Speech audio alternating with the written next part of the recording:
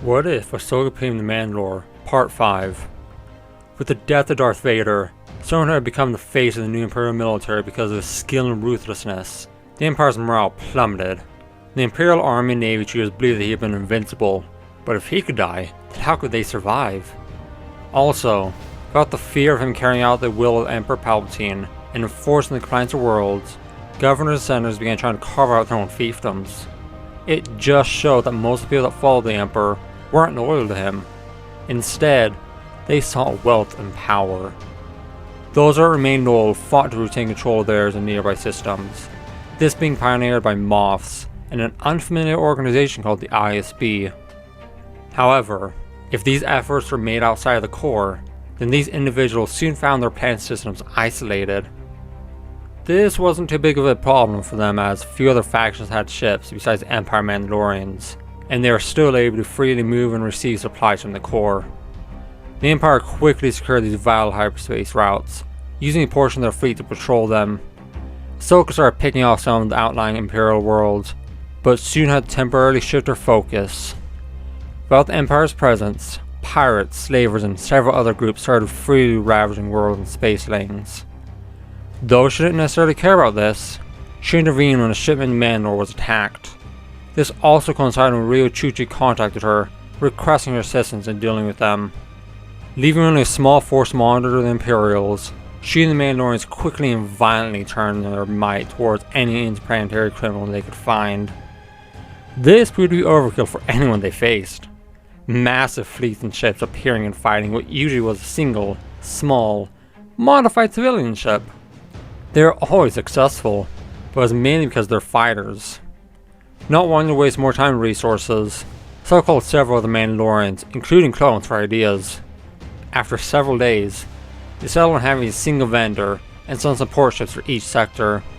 Its fighters would patrol the space lane and monitor traffic, while a Mandalorian war party would be in the air to provide any support needed on the ground. With this issue seeming solved for now, Ahsoka shifted back to fighting the Empire.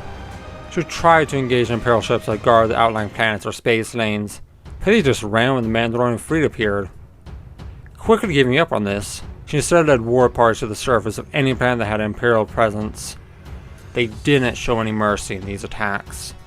All Imperial personnel were killed or captured, equipment seized or destroyed, all buildings used reduced to rubble. After the Mandalorians left, the Empire occasionally came back to these worlds if they were vital, like for their resources or the planet's location. Ahsoka didn't care to spread out her forces, so there was no garrisons when they did so. Instead, whenever they returned, Ahsoka just led another war party to wipe them out. Besides these, Mandalorian fleets wandered the galaxy, making their presence known, discouraging crime, but mainly searching for any Imperial presence. On the Mandalorian fleet's frequent patrols, they began to see other friendly fleets. Almost all of these were rebel ships, which were created and funded by Bail Organa, Mon Mothma, and several other people in the worlds. They consisted of mainly small, outdated military ships, or converted civilian ships, but considering that they were facing the Empire, who only sent fleets composed of similar ships to the area, it was adequate. These fleets were either led by defected Imperial admirals or rising stars. The ships operated as a defense force of any world that was willing to join the cause, primarily acting as a deterrent against criminals since the Empire was gone. The Mandalorians and rebels partnered together on a few occasions, either when their goals aligned or when they requested assistance, but it was rare. Since most of the strong Imperial fleets were in the core anyway, leaving light fleets that were combat averse to stop them, these partnerships were mainly against organized pirates and slavers. Many months passed in which they fully secured the outer and mid-rim from both the Empire and pirates and other criminals. Ahsoka assisted the efforts of Bail Organa and others in building up these areas as well. They had reasoned that if the average person had a job and were making enough to live, then they wouldn't resort to serious crime. She saw the logic behind it and assisted where she could, wanting to free up more Mandalorians. These efforts were also an effort by Bail Organa to start rebuilding the Republic. Several worlds and systems had rejoined, but a good number of them wanted nothing to do with galactic affairs and just wanted to be left alone. With the fifth liberation of Lothal, the Empire appeared to have finally been permanently driven back to the core. Even before that, Ahsoka started to assemble a fleet and army whose sole purpose would be to attack Coruscant. She had been trying to find the location of Palpatine, but there are no traces. This led her to believe that he had remained on Coruscant. Even though she didn't want to believe it, he was the most likely person to be Darth Sidious. She still hadn't thought if it was even possible for her to kill him, but she figured that she would worry about that when the time came. The Mandalorian armors had managed to clear a jetpack during this time, though it didn't have a missile launcher in the center, which wasn't included due to her back lecu being in the way. She could still use it as a regular jetpack. It's actually more comfortable than the regular one, as they had left the center space empty, allowing her back lecu to rest against her back as it normally did. Once the desired fleet had assembled and men gathered, she led this fleet that consisted of hundreds of ships and tens of thousands of men coreward. They broke through fleet after fleet, starting at Coruscant, not staying in a single system any longer than needed. This fast, aggressive assault led to several losses, but overall, the Mandalorian fleet remained strong and intact. The defense fleet over Coruscant was by far the largest and strongest they had yet faced, and since they were staying, they had to destroy it all. This led to a slog that lasted for the better part of the day. It was a scene similar to the battle over Mandalore, though Ahsoka, at first, only engaged in Imperial ships with fighters. The Empire sent ships and fighters to engage the Mandalorian fleet in response, but it wasn't a smart move. The Mandalorian fleet was using one of Coruscant's moons as a shield, so in coming to them, they were entering a killing field without support from the rest of their fleets. Ahsoka held back the capital ships until she deemed the Imperial fleet had been sufficiently weakened. Once that happened, she finally committed everything, ordering the hundreds of ships to engage the remaining Imperial fleet. There were some losses, but this led to the desired outcome: the complete destruction of the Imperial fleet and their ability to resist, at least in the skies. Now they could freely fly in atmosphere, Ahsoka personally led some fires to the surface. Few things appear to have changed in the past few years that she had noticed. Not even the air traffic stopped. The sky lanes as full as ever despite the battle that had recently ended. It kinda felt like she had just returned after being deployed. That is, until she saw the Jedi Temple. Though it had been repaired and looked similar to before, Ahsoka felt an unnatural and repulsing feeling from it. It wasn't the Imperial banners that hung from it, or how the color was different. It was a sick and pungent feeling of the dark side emanating from it. Ahsoka immediately knew without doubt that that is where Darth Sidious was, and it made her furious. She had suspected that Sith would destroy the temple, but not occupy and corrupt it. Flying back to the Mandalorian fleet in orbit, Ahsoka rashly organized a war party to storm the former Jedi Temple. Even if it cost her life, she would kill Darth Sidious. For this, she planned a strategy similar to the one she had used to kill Darth Vader. As had been demonstrated during the war, no matter how strong they were, whether they were a Jedi or a Sith, they could be overwhelmed by numbers. Mandalorians were also natural hunters of Force sensitives. She had both. Using the LATs and Comrex, Ahsoka led almost 3,000 Mandalorians to the front door of the former Jedi Temple. A victory also positioned herself above the temple, with fires making constant runs, ensuring air superiority and no escape for anyone who might try to flee. The war party thoroughly started searching the temple, going corridor by corridor, room by room. They encountered several squadrons of stormtroopers and several of the guards that were dressed in all red suits, but found no trace that the temple was even occupied. The rooms and walls were empty, leaving it a hollow shell of what it used to be. Much of it had also been renovated, so she couldn't be certain that she knew the building anymore. However, Ahsoka found they were on the right path when they began encountering more stiff resistance as they started scaling the central tower. At the top, instead of the sacred library and hall of knighthood, there is a large open space. An open space that led up to a throne on a raised dais. A throne which sat a hooded figure. A figure that emanated malice and hate. That radiated the dark side. Ahsoka, animosity coursing through her, ignited the darksaber and her Shoto and rushed forward with a wave of Mandalorians following. Darth Sidious remained silent as they approached, only moving when they reached the base of the dais. He simply stood and ignited two lightsabers. Ahsoka didn't hesitate, instead charging forward, not caring what the outcome might be. The Mandalorians were a step behind her with more using jetpacks to flank Darth Sidious. A howl echoed on the space before Ahsoka found herself barely blocking 2 red lightsabers. She was caught off guard how fast he was, and how disorientating his overwhelming Darth presence was up close. She was immediately put on the back foot as he pushed her back down the stairs and through the Mandalorians. Quickly losing control of the situation and knowing that the Mandalorians couldn't do anything with her being this close, Ahsoka thrust her right arm forward, shooting flame at Darth Sidious's face. A mix between a growl and a screech came from him as his cloak caught fire, forcing him to jump away and get rid of it. The face underneath surprised Ahsoka, but even with it being damaged, she recognized Palpatine.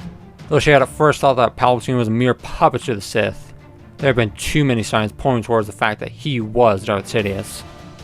It was the fault of both the Jedi and the Republic that he had been able to destroy them, but it still made Ahsoka resentful they had done it. The Mandalorians took the opportunity that had arisen and started attacking Emperor Palpatine, using every weapon at their disposal. Some used blasters, others slug throwers, flamethrowers, missiles, basically whatever they preferred. It wasn't a fair fight for Darth Sidious. Though he was still able to at least dodge some of the attacks, if he wanted to attack, he had to focus on a single individual out of nearly 1,000 in the room. Even when he tried, Ahsoka or another seasoned Mandalorian was there to block him. His lightsaber was also useless against their Beskar, forcing him to try and attack their joints. Since the lightsabers proved to be useless in practically every aspect against them, he soon ignited them and started using the Force against them. His favorite thing was Force Lightning, which he hurled at anyone that got close, electrocuting several Mandalorians. However, Ahsoka knew that she wasn't the only one that saw how exposed he was in doing this. She could only watch as several of the Mandalorians quickly took the initiative, closing in on Darth Sidious. He, as predicted, used Force Lightning against them, to which they used their personal Vambrace shield to block. Behind him, several Mandalorians leveled their best weapons, one of which happened to be a disruptor rifle. All Ahsoka could do was blink before the form of Darth Sidious turned into swirling dust. She felt cheated that she hadn't been able to kill him. She hadn't even been able to fight him that much with the 1,000 Mandalorians she had brought, because it filled the throne room. Perhaps this death was also too quick, but she was at least happy that all remained of him was dust. Afterwards, Ahsoka led the Mandalorians to scour Coruscant, arresting anyone who she believed was loyal to Emperor Palpatine, her revenge not feeling complete. Once that was done, with all the arrested individuals, she pulled the Mandalorians and their fleet back to Mandalore. The Empire mostly fell apart after this. Admirals and Moffs turned into warlords, using what remained of the Imperial fleet and army for their own purposes. Most claimed to be following the Emperor's will, or being led by the Emperor, but it didn't help them in the slightest. With them divided, it made it easier for Ahsoka to hunt them down and destroy them. That is, if they didn't destroy themselves fighting each other. Even as Ahsoka led the Mandalorians to hunt down the Imperial holdouts, the galaxy remained divided. There are several worlds and systems that were still trying to rebuild the Republic, this being led by Bail Organa, who had become the new Chancellor, but the damage was done.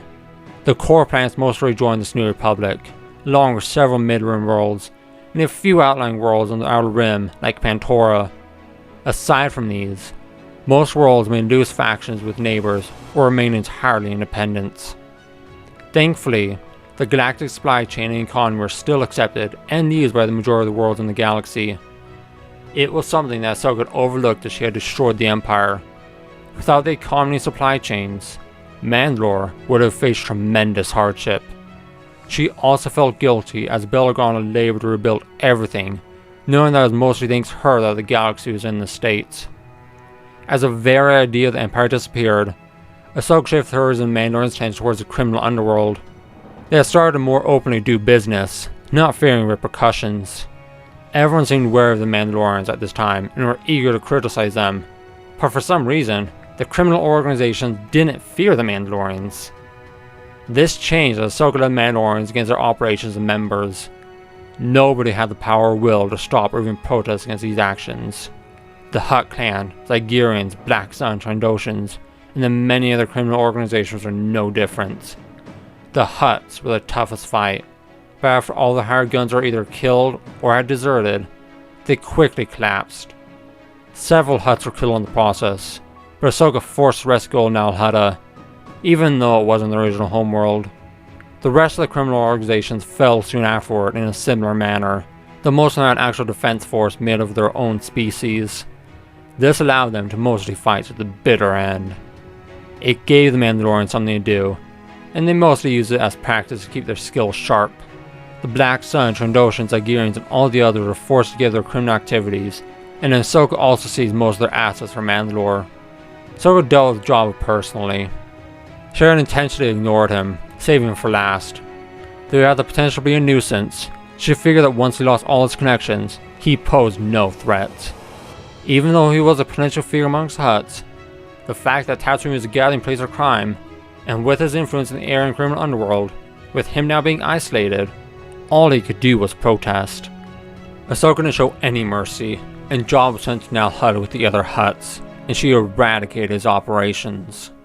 However, while she was doing one final sweep on Tatooine, making sure that they weren't missing anything, she sensed something familiar. This led her to a residence in the desert where she saw a young boy. It wasn't him that brought her here, but it was why she stayed. The boy not only felt, but looked familiar. Upon questioning the nearest town, she was shocked that the boy was part of the Lars family, a relative of the Skywalkers. Bell Organa still hadn't said anything about the other twin, but she instinctively knew that this boy was the other child of Anakin and Padme. However, on her way to talk with the Lars, another familiar person intercepted her. Though he was hiding his Force signature, Ahsoka knew that this was Obi-Wan. It was his presence that led her there, and she would always remember his face. It hurt and enraged her that he was alive. Alive and hiding while she had been fighting, while she had been saving not only the people of the galaxy, but also the surviving Jedi. Alive while she had been suffering. Obi-Wan closed the distance upon seeing her stop. He greeted her with a smile before it turned to a frown and she didn't respond. Trying to come to terms with this, Ahsoka instead asked him something that wasn't necessarily related to them. Why had he separated Anakin's children? Obi-Wan appeared to be taken aback by her questioning, and she kinda understood. It was an unusual first question to ask, but it was the only one she believed that she could bring herself to hear the answer to. He sighed and told her to follow him back to his home, which she obediently did. Once there, he started to tell her that it wasn't in the best interest of the boy for her to be here, but she interrupted him. Ahsoka shouted that she had already destroyed the Empire, hunted and killed every Inquisitor, killed Darth Sidious. She had already killed Darth Vader, who had used to be Anakin. She had done all this while he hid with Anakin's child. Right now, she wanted to know why he had separated the twins. Obi-Wan took a moment, as if not fully believing what she had told him, but promptly, in a low voice, told her that it was to protect them. This sent Ahsoka off again. They had made it seem like Padme was still pregnant during her funeral, so neither Darth Sidious nor Darth Vader were looking for a child. And even if they were, then they wouldn't be looking for twins. Not only that, but the boy with Anakin's relatives on his home planet. How was that protecting the boy? Obi-Wan said nothing in response. He obviously didn't expect this conversation to go this direction, but Ahsoka didn't want to talk to him as a friend right now. She feared that she might say something that could irreversibly hurt their bond. Ahsoka stood and told him that she was taking the boy with her along with the Lars if they wanted to come. She would let him be raised with his sister in Alderaan. He could protect him there if he wanted. Obi-Wan's head was still lowered when she left his small home and trudged to the Lars homestead. They were wary of her, and the first thing Owen asked if she was a Jedi. She confidently told him that she wasn't, and this seemed to put them at ease until she told them that she was taking the boy back to his family. They protested, but Ahsoka used her guilt and humanity to convince them, lying to them that their mother was still alive with a sibling. They gave in, but opted to stay on Tatooine, not wanting to leave the life they had created. Luke was upset that he had to leave, but she knew how to accept a child. He would soon forget about this place anyway, though if he did remember, then he could also visit. Ahsoka didn't look back. She left the planet with her entourage of Mandalorians. After seeing the boy that she carried, when they were alone, Jess asked her if he was related to Anakin. Ahsoka was relieved that she wasn't the only one seeing the similarities, and told him the truth about Anakin's and Padme's legacy. There was no reason to hide anymore, besides from the children themselves so they grew up as normally as possible. She only thought they were gone as a opinion when they were almost Alderaan, and she just hoped that she wasn't making more work for them. Queen Brehal greeted them when they landed and dispelled Ahsoka's worry when she openly welcomed Luke, introducing him to Leia. Ahsoka explained the situation, now understanding that she hadn't thought this through. Queen Brehal was understanding and agreed with her that the twins should be together. Ahsoka promised to visit often before she left back to Mandalore.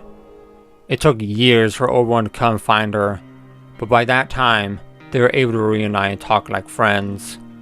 However, Ahsoka couldn't bring herself to ask him a single question. Had he separated Anakin's children and taken Luke to Tatooine to spite Anakin? Though divided, the galaxy remained peaceful for centuries to follow. The Mandalorians took upon themselves to protect everyone from every threat that reared its head, and the people soon came to revere them, especially the Force-sensitive warriors that are amongst their ranks. The Jedi Order was never fully rebuilt. Instead, if they wanted, the Mandalorians took them in, raising and training them. As it used to be, being a Mandalorian was more about a code and way of life than if you were born to a Mandalorian family. They took in any orphan they found, turning them into foundlings, and even if they didn't have the skills to become a warrior, they could instead be a part of the Mandalorian Fleet or Fighter Corps. They could also join the Medical Corps, an organization that was created and led by Barriss. Luke and Leia carried on the Alderaanian royal family, and Ahsoka was a constant part of their lives.